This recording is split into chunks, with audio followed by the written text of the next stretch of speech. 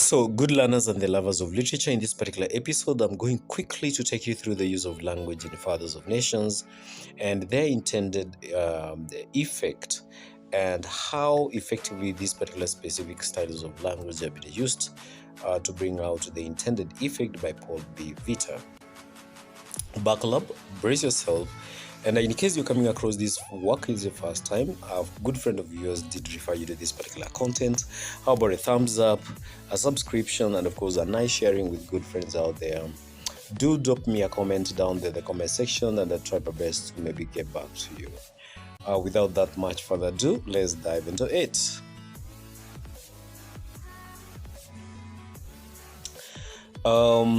A couple of styles that we're going to be first of all be focusing on in this particular episode. They're going to be not list, but again limited to 7 use of languages here. There is going to be dialogue, rhetorical questions, flashback, vivid description, story within a story, irony, and use of borrowed language. Brace yourself, even as I said this one earlier, we're going to suggest this one together step by step, taking you through each of these particular use of language. And above all, before we maybe embark into the details themselves, I would like you to have this particular analogy. Think of a nice meal with all the ingredients that are maybe put together to bring to you a delicacy that is well prepared. Now, all the ingredients which are added to this particular delicacy, they ultimately make that particular maybe food that is being prepared to come out as it is expected in an exquisite manner. So, use of languages are different aspects or different styles that the authors or the writers engage themselves in as far as their work is concerned. In most cases, you've realized that they would want to engage their audience, and therefore they need to be highly engaging, and therefore they need to borrow all those particular features of language that are effective in engaging their audience. And let's say, for example, they've got a specific purpose in their mind and they want to achieve or they want to deliver that one. There are some styles that really call for specific use of language that would be used in that particular domain or in that particular context. And the purposes they entail are informing. And when they are informing, you realize that they will also align themselves with a couple of languages, use of language in order to make sure that they are informing. When they are explaining, also that one also calls for a different set of styles or different set of use of language that will fall under that category of explaining, persuading, arguing, persuading, and maybe giving advice out there, a description. So all those particular purposes that are achieved through tiny bits or tiny use of language here and there, even as the whole purpose of, let's say, for example, the intention of the writer comes out clear by the end of it. So let's get into it. So let's start with dialogue.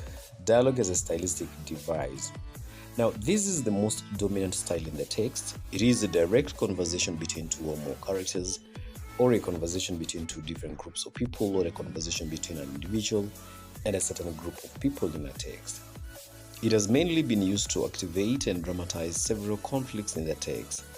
Apart from activating and dramatizing several conflicts in the text, good learners, dialogue can also be used to bring out different character traits of the of individual characters, or maybe the characters in the text itself.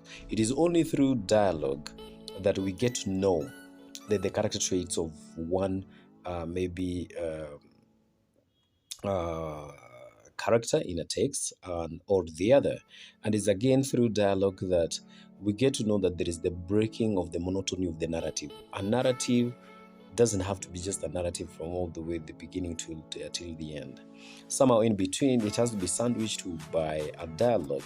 This is literally breaking the monotony and therefore making the text more interesting, and at the same time engaging, because it is only through dialogue that we get to know what so and so said, what they say, and it also tells us, it gives us more of their attitudes and also their character traits, even as I'd said that one earlier. So, in Fathers of Nation, there's dialogue between the guide, that is Mr. Biola, and the four strangers who check in at the Seamount Hotel at Banjul. Professor Kimani and Pastor Chemaka, Comrade Melusi, enter here as he gives them the directives from AGDA, that is pages 2, 16, and 19. There is use of dialogue between the journalist, Ms. Mackenzie, and the guide, Dr. Afolabi, whereby Fiona calls Dr. Afolabi for the interview. That is found on page 4 to page 7. Dialogue happens between Tuni and her dad, Professor Kimani. That is, in it, he tells her about MPs. That is on page 23. Asiya and her husband, Professor Kimani, dialogue as she tells him of a resolution to marry newborn Walomu. There is dialogue between the MP Walomu and Professor Kimani when Kimani confronts him about marrying his wife, Asiya Omondi. Tad Longway and Professor Kimani engage in dialogue as Tad tries to convince Professor to join AGTA, and that is found on page 39. You might as well want to go and check it right there and see if that augurs well with what we are talking about here.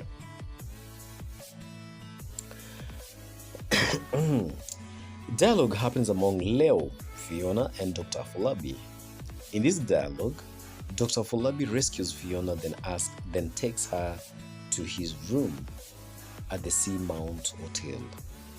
A dialogue ensues between Tad Longway and Dr. Afolabi about his address at the Foundation for the Democratic Rule when Longway had come to talk to him about acting as a guide to PAV Alpha. That is on page 73. There is also dialogue involving Issa, Pamela, and Dr. Afolabi about his new wife from the village, who had been brought by his cousin Femi to help Dr. Afolabi in bearing children since his wife doesn't want to have children. Comrade Melusi and Tad Longway engage in a dialogue where Melusi tells Longway how he fought for freedom in Zimbabwe. Longway has come to convince Melusi to join AGDA. There is a dialogue between Tad and Chiamaka over the phone about joining AGDA, and that is found on page 116. Tad and Saif Tahir dialogue about the latter's joining AGDA as they talk more about the history of Libya. Fiona and Longway through a phone call at the booth of the Seamount Hotel, and on page 137 over a drink at the Seamount Hotel. Dr. Afolabi and Fiona dialogue in the latter's room at the Seamount Hotel. Afolabi confirms that he is the guide. Finally, on page 139. There is dialogue between Dr. Afolabi and the other presidents of the summit, page 154. In this dialogue, where he invites his counterparts to talk about the PAF Alpha, Bangura dialogues with the congregants at the summit as he leads them in making a choice between PAF Alpha and Way Omega. End of that particular part right there, good students. Style number 2, and those are the reuse of rhetorical questions. What are the rhetorical questions and how effective are they when they're used in a text? So rhetorical questions are asked to make a point or create a dramatic effect. They do not require answers since they are used to persuade or to pose.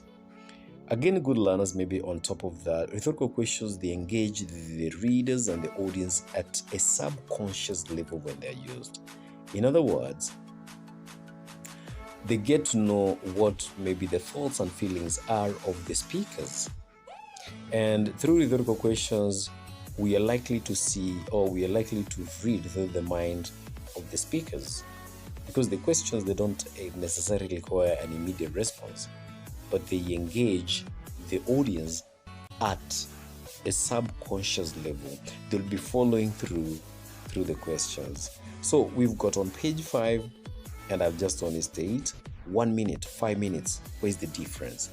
That tells us a lot about how either confused and lost that the speaker is in that particular statement right there, all looks happy, and why not? Yeah, some sense of feelings and thoughts there. Why do people like to say lies? Yeah, somebody, this particular said, it's just a rhetorical question. It does not really require any response, but it talks more, or it shines light on the speaker's thoughts and feelings towards a topic or towards an idea. Let's now drop this gibberish for a while, okay? And who told you she hates children? What freedom and what work? Page 103, had the man not taken it there? Page 104, and signing his own death warrant in the bargain? Page 117, had he not closed down all foreign military? Then had he not nationalized all foreign business in the country? Too much of those particular questions, they are telling us more about thoughts and feelings of the speakers at any given instance. By and large, rhetorical questions, in as much as they expose the the speaker's thoughts and feelings, they also engage at a subconscious level the audience or the listeners or even the readers of a given text. On page 120, we still continue the use of rhetorics. Who has not at one time or another misinterpreted a kind word from a friend? And on page 150, was it not invented by the cleverest 20 of the world's best and brightest, each a Nobel Prize winner? Page 173, how could he answer a question that he has not heard and he was determined not to hear? And on page 185, has the trick not saved the day? Had it not eliminated the need for the consensus he could not achieve? Good learners, for that particular noise, kindly bear with me. Stylistic device number 3, stylistic device number 3, flashback. Flashback, this is a window to an earlier occurrence that provides critical information to the main story. It is a situation where the author uses a scene set in a time earlier than the main story to link up with the events taking place in the main story. It is used here to help us understand better the present-day elements and learn more about the characters. Also used to reveal the emotional struggles of the characters in the text. A flashback also reveals the insights of a character's actions. Now, there is the use of flashback in chapter 2 about the life of Professor Kimani, his education journey, how he married Asiye, how he lost his only daughter Tuni to a road accident, and how his marriage fell apart. Through it, we also know how he fought with an MP landing him behind bars. This clearly tells us why he is where he is now, seeking justice and fighting for a change. There is the use of flashback in the conversation between Comrade Melusi and Tad Longwe, where Comrade Melusi talks about him and their leader fighting Smith in search of independence, and through this, we realize the origin of his name, Comrade. We also get to learn through flashback how Comrade Melusi lost his wife Liza through Gukurahundi. That must be a borrowed expression from there, which erupted due to the anti-government unrest in southern Zimbabwe. That is on page 90 to 92. There is the use of a flashback in chapter 8, which tells us clearly how Pastor Chineke Chamaka started preaching back then, how he developed his preaching career, and how he lost it and landing behind bars. He preached everywhere, indoors, in the strict privacy of a house, or in the limited publicity of a church. Page 109. The flashback takes us way back to when he had a church of his own with a welcoming bulletin at a church entrance. God is watching you. And how he would make his sermons witty and persuasive up to until he mentions the undoing of the government, his pulpit, which changed his life for the worse by landing him in prison, on page 115.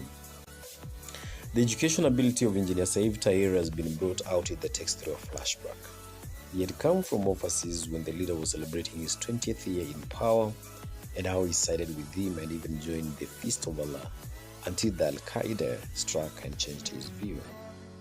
Flashback is also used by the author to tell us how Engineer Tahir lost his eye when he was served revenge by one and the only Rahma Mahmoud, with whom he had fallen in love, yet she did not respond to his expectations, leading to endless vengeance between them and finally costing both of them their eyes.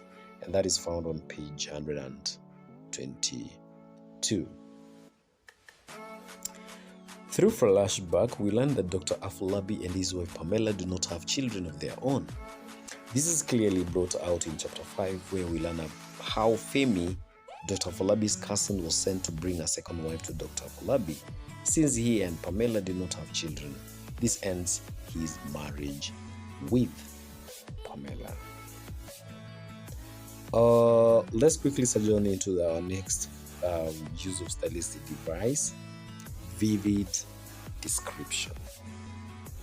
A very dominant use of language in many texts that you're likely to come across out there. So quickly, what is vivid description here? This is a way of creating very detailed and clear mental image to the audience about an event, a character, or a situation in the text.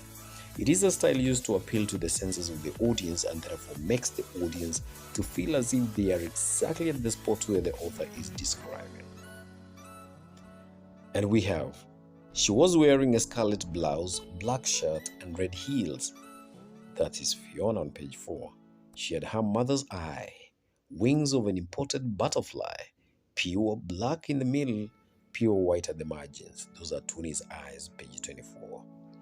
Asia's behavior when she wanted to leave Professor Kimani for newborn Wolomo, since Professor had become poor, has clearly been described rather in page 32. If he did as much appear about to touch her, she jumped back and shrank away. When he was near enough to swing a fist, he missed. The fight between Mr. Newborn and swung another Professor Kimani has clearly been described here. Her legs started kicking wildly, scissoring the air in frantic strokes.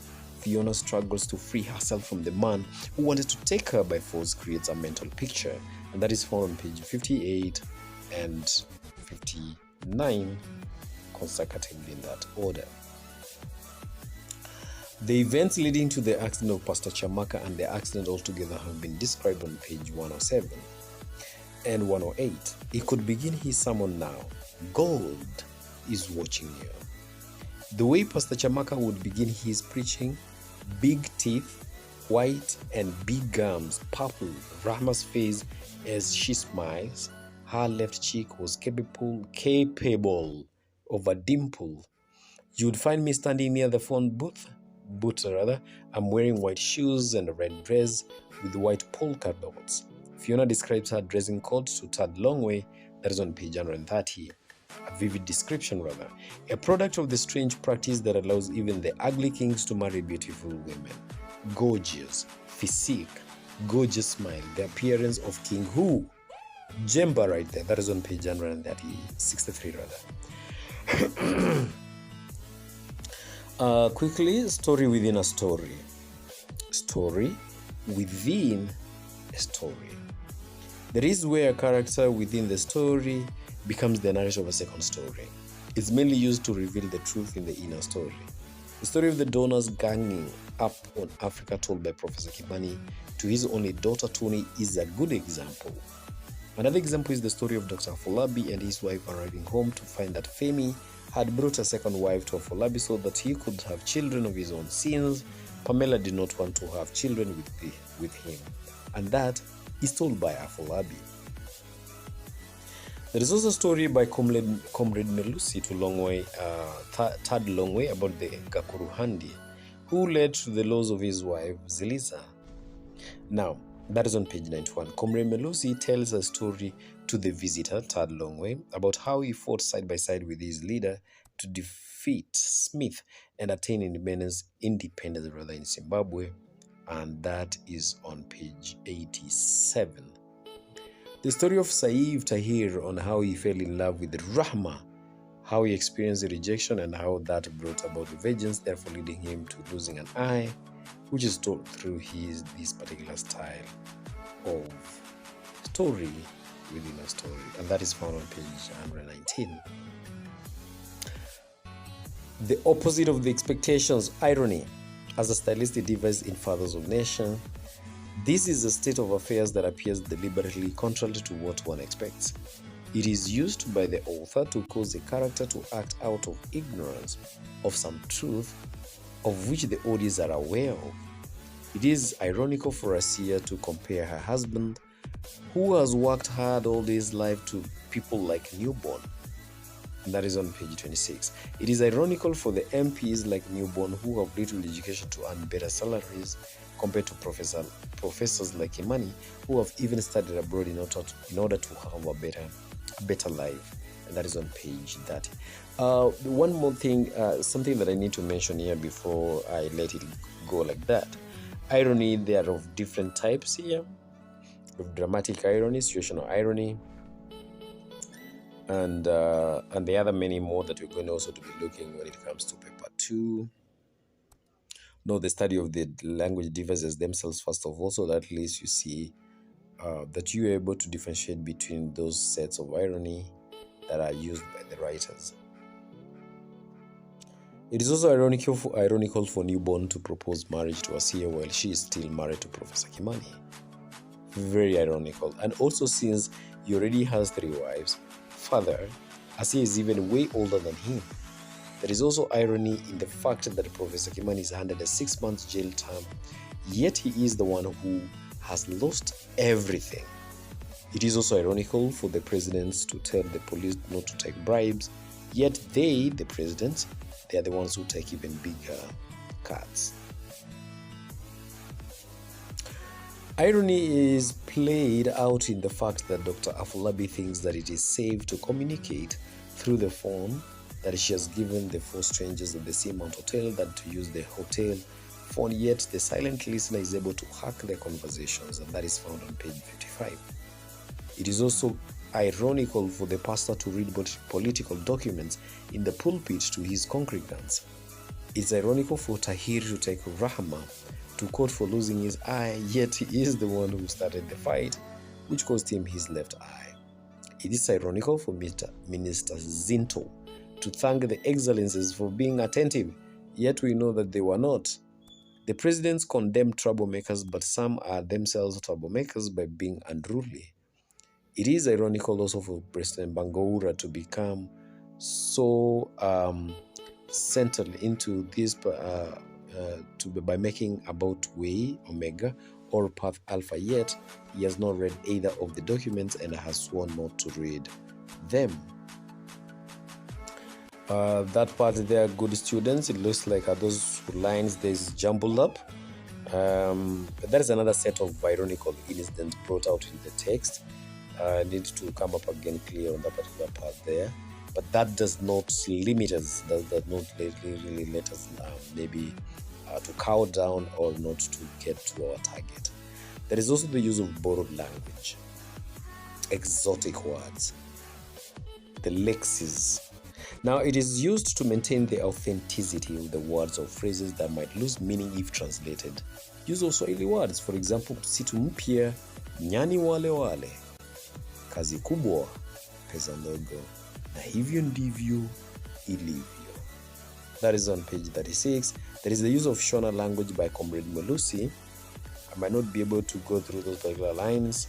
Okay, let's say Simdisai. I don't know how that one goes in Shona. Murezawe, Zimbabwe, Muramba, Svina, and all those ones as you're going through them. That is literally the use of borrowed language. The clear thing that what the borrowed language does is that the exactness or the authenticity and the validity of these particular expressions, they maintain the story to be valid. Like it is authentic, that even the words, they are found within the context within which all these vices and the story and the happenings the happening of the story are bound around, or they're projected around. and therefore the validity and the authenticity of the story is enhanced by the use of borrowed words or borrowed language.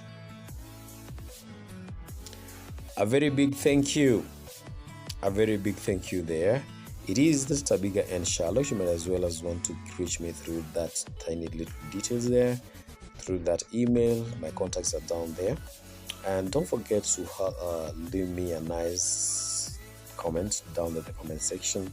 I'll try my best to get back to you. And again, as usual, you came across this work, it's your first time, a thumbs up, a subscription, of course, a sharing with good friends, especially those that you know this work really will benefit them, and God shall do the same to you, or it shall really happen to you back, even as you want maybe to be blessed or maybe good things to happen to you. Be the first one to be able to do those that which you want maybe to be done unto you. I would like to pause here for now until we meet next time around. And there's a series that I'm coming up with. It is going to be back to back. We'll be looking at silent song and other stories and essay questions. There are going several essay questions that I've lined up. Stay put so that you don't miss a thing. Adios for now.